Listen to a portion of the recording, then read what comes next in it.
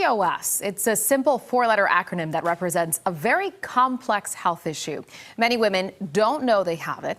Polycystic ovarian syndrome is difficult to diagnose, but like many patients, they find that until they become their own advocate, they might not get the treatment they need. Joining us now to discuss is Dr. Jen Caudle. Dr. Caudle, thank you so much for joining us. Thank you. It's good to see you. Good to see you as well. You know, I really made it a point. I wanted to talk about this, especially for PCOS Awareness Month, because this is so much more common than people think. For those who are unfamiliar with it, what is PCOS?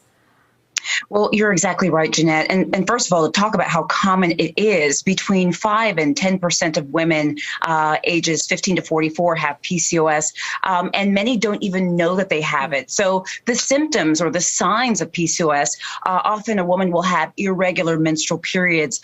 She may also have cystic ovaries, which of course you may not actually know. But also women with PCOS tend to have elevated hormone levels, which can cause things like excess hair growth, acne, and then there can also be other symptoms that women may have. They may struggle with obesity. They may also experience infertility as well. So you listed a number of symptoms there. Why is this so hard to pin down? Given how common it is, you mentioned those symptoms. Why is it that at times women have to actually speak up for themselves and ask their doctor to check for this?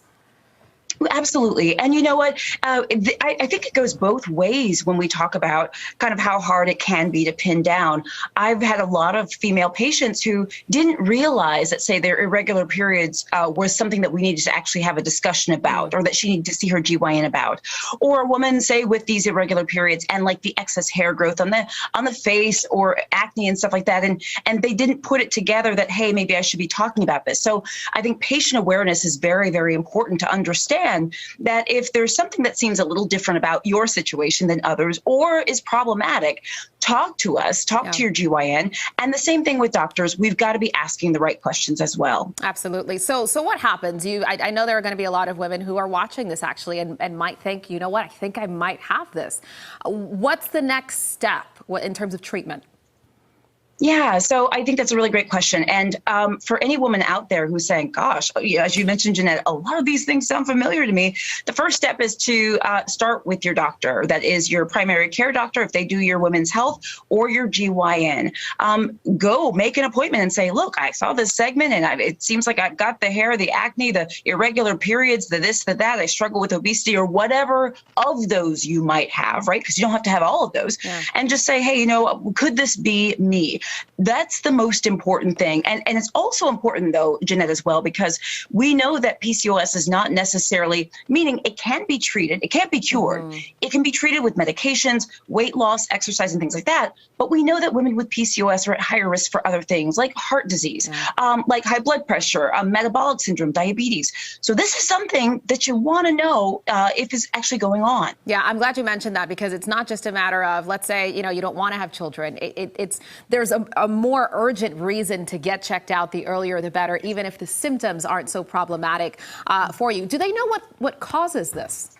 Yeah, that's a great question. So we don't say, you know, if you look up sources, it'll say we don't know the exact cause. We do know things that are contributing to this syndrome.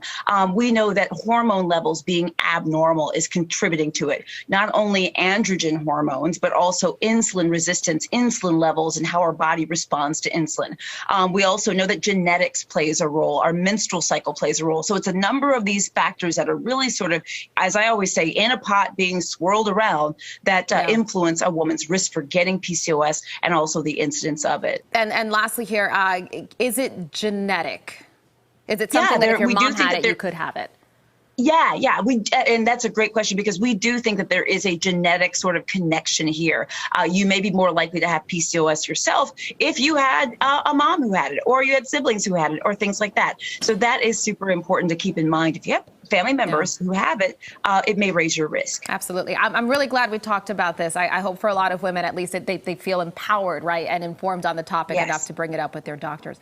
Dr. Jen Caudle, always good to have you on. Thank you, my friend. Good to see you. Likewise, 8:52.